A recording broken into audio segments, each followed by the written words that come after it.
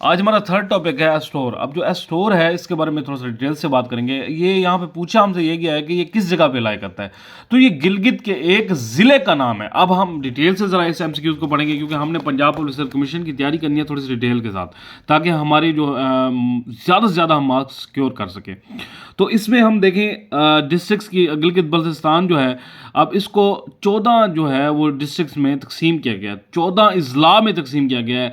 इसमें जो अजलात हैं इन 14 अजला में और 3 डिवीजन्स में। आपको गिलगित एमसीक्यूज में पूछा जा सकता है कि ये इसके गिलगित के कितने डिवीजन हैं, तो 3 डिवीजन है, और उसके डिस्ट्रिक्ट्स कितने हैं, तो 14 उसके डिस्ट्रिक्ट्स हैं।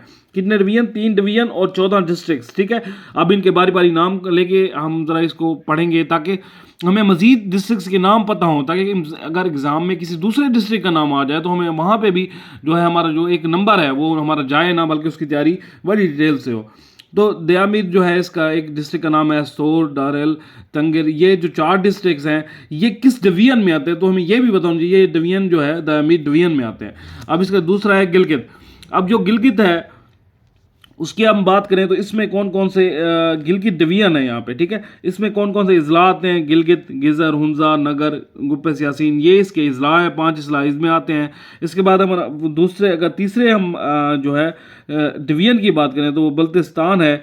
इसमें कौन कौन से हमारे जो हैं वो अजला आते हैं? तो गुंचे, शिगर, कारमंग, कद्दू और रोंडू, ये इसमें अजला आते हैं। अब मजीद कौन कौन से एमसीक्यूज इसमें पूछे जा सकते हैं, तो इसमें केटू के बारे में हमसे पूछा जाता है कि केटू किस ज़िले में, अगर हमसे पूछा जाए तो शिगर, ये इसी में ही हमें जो है गिलगित बल्तिस्तान में ही हमें केटू लाई करता है। और इसके किस सूबे में? इसके शिगर सूबे में। 8611 मीटर की इसकी लंबाई है। और स्कर्दू पाकिस्तान का सबसे जो है वो सर्द जो इलाका है वो स्कर्दू है, ठीक है। कोल्डेस्ट प्लैनेट, इसके भी बारे में अक्सर पूछा जाता है, तो ये भी आपको बताना चाहिए। गिलगित बल्तिस्तान के एक जो है एक स्कर्दू जो है वो वहाँ पे एक डिस्ट्रिक्ट है। तो इनके आपको अपने नेम याद रखने हैं। इनको आप अपनी कॉपी पे लिखें, और आप कमेंट में भी आपको जो जो इनके नेम याद रह जाएं तो वो कमेंट में लिखा करें। इसके कमेंट में आप लिखें कि डिवीजन्स कितने हैं, डिस्ट्रिक्ट्स कितने हैं, ये आप लिख सकते हैं। और इसके बाद मज़ीद मैंने यहाँ पे थोड़ा स्केच बनाया, तो उस स्केच के ज़रिए भी आप देख सकते हैं कि इनके जो डिस्ट्रिक्ट्स हैं वो किस किस जगह पे लाए करते हैं। जैसे कि ये एक बाउंड्री मैंने ली है, तो ये जो है ये बल्तिस्तान की है। ये बल्तिस्तान डिस्ट्रिक्ट में जितने भी ये आते हैं उनकी है। इसके बाद मैंने गिलगित की ली है, और ये तीनों को मैंने डिवीजन, ये दयामीर का ये मैंने इसको अलग अलग डिवीजन का दिया है। इसको भी आप ज़रा एक दो बार देख लें ताकि आपको ये मालूम हो सके कि उसका जो किस तरह कौन कौन सा डिस्ट्रिक्ट किस किस जगह पे लाइक करता है, किस किस डिवीजन में लाइक कर रहा है, ठीक है।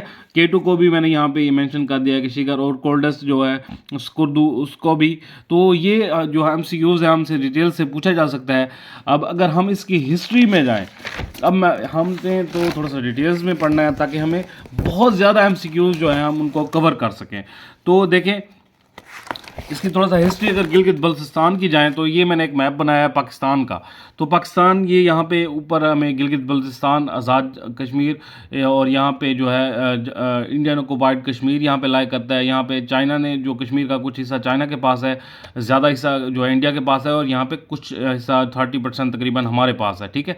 तो गिलगित बल्तिस्तान और आज़ाद कश्मीर जो है ये हमारे पास है, लेकिन गिलगित बल्तिस्तान को हमने क्या आज़ाद रियासत के तौर पर ऐसे समझ लें हमने रखा हुआ है, क्योंकि हम चाहते हैं कि ये तमाम जो तीनों यहाँ पे एरियाज़ हैं जो कि इंडिया ने अभी जिसमें नाजायज़ कब्ज़ा किया हुआ है, तो इसके दोबारा सबके वोटिंग हो, और वोटिंग के ज़रिए ये जितने भी लोग हैं ये अपना खुद जो है अपना जिसके साथ जिस मुल्क के साथ ये जाना चाहिए जाएँ। हम समझते हैं कि ये सब कुछ गलत हुआ था।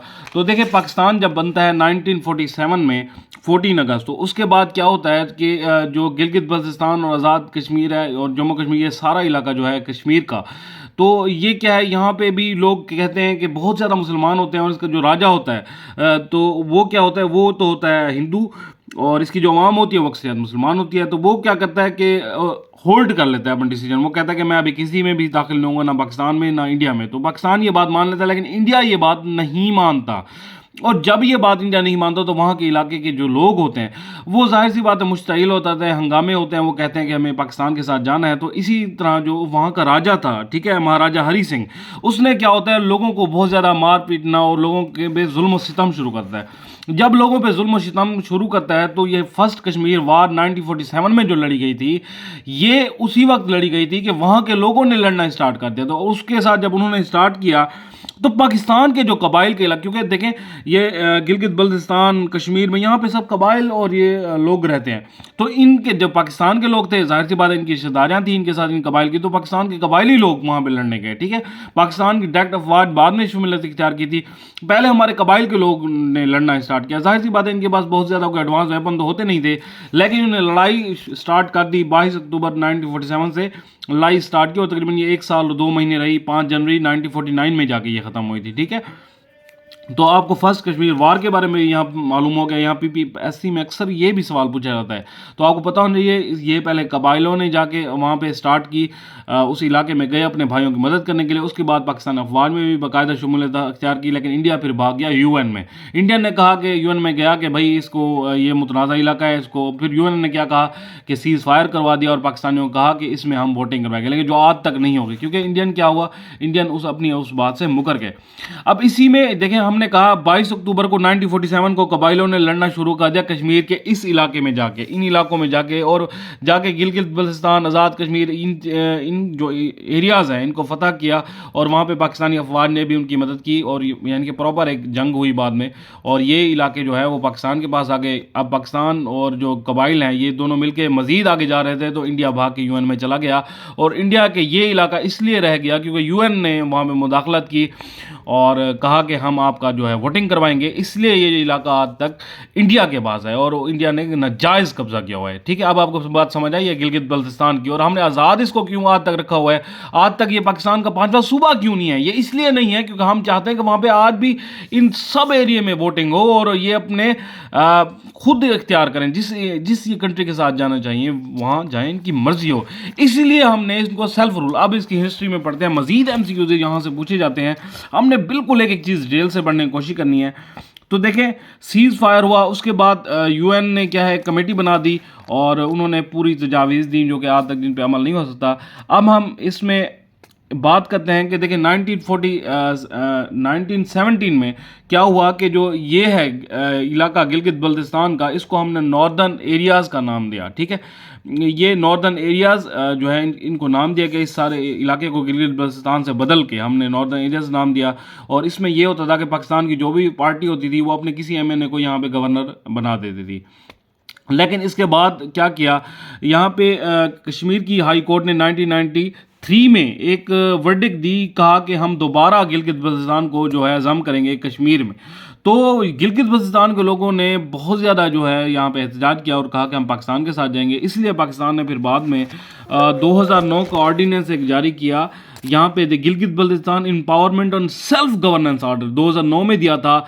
अब इसके बारे में भी आपसे पूछा जा सकता है कि ये ऑर्डर कब दिया गया था। 2009 में दिया गया था। इसमें क्या था, दो चीज़ें हमने दोबारा कर दी। गिलगित बल्तिस्तान को सेल्फ रूल दिया कि भाई तुम खुद हुक्मरानी करो, तुम्हारे अपने MNA हो तो गवर्नर भी तुम अपना खुद मुंतखब कर सकते हो। और दूसरा, दोबारा नॉर्दर्न एरिया से बदल के नाम हमने गिलगित बल्तिस्तान रख दिया, ठीक है। दोबारा हमने इसका नाम गिलगित बल्तिस्तान रख दिया 2009 के ऑर्डिनेंस में, द गिलगित बल्तिस्तान एम्पावरमेंट और सेल्फ गवर्नमेंट ऑर्डर के, ठीक है। और दूसरा क्या काम किया, इसे सेल्फ रूल दे, दो काम इससे हम ऑर्डिनेंस में हमने ये किए, ठीक है। ये हमने डिटेल में पढ़ी और आपको भी पता लग गया इस मैप से कि ये सारा जो है ये क्या मामला है, ठीक है। यहाँ पे हमने इंस्ट्रूमेंट ऑफ असेशन भी बात कर देते हैं कि देखें जब ये कश्मीर की जब झड़पें शुरू हो गई और जो महाराजा हरी सिंह है ये परेशान हो गया कि भाई देखें अब तो यहाँ पे बहुत ज़्यादा आबादी और इसका दिल जो है दिलो जान से, क्योंकि ये काफिर था तो ये इंडिया में जाना चाहता था। तो इंस्ट्रूमेंट ऑफ असेशन इसने साइन कर दिया, इंडिया को लिख के दे दिया कि मैं भाई आपके साथ जाना चाहता हूँ, क्योंकि वो वहाँ का महाराजा था। तो इसने 26 अक्टूबर को साइन किया था और लॉर्ड माउंटबेटन में इसको 27 अक्टूबर को एक्सेप्ट कर दिया, ये एक्सेप्ट कर दिया कि ये सारा इलाका इंडिया के साथ जाएगा, जो कि एक नाजायज़ था क्योंकि वहाँ पे आबादी तो थी मुसलमानों की। इसी वजह से ये सारी जगह, और आपसे ये एमसीक्यूज में पूछा गया है पंजाब के इंस्ट्रूमेंट ऑफ असेशन क्या है, तो महाराजा हरि सिंह ने साइन किया था, इसमें कहा था कि मैं इंडिया के साथ जाना चाहता हूँ, जो कि एक गलत बात थी और उसके इलाके में इसलिए ये जंग जो है ये मज़ीद ज़ोर पकड़ गई थी।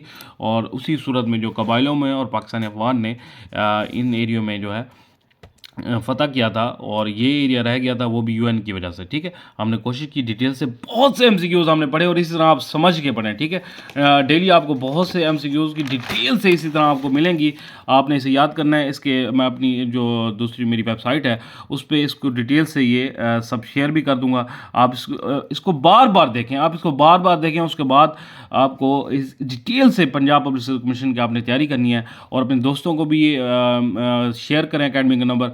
और जो हमारे लेक्चर होंगे वो फ्री ऑफ कॉस्ट होंगे और डेली हमारे टेस्ट भी हुआ करेंगे। चलें, वास्सलाम।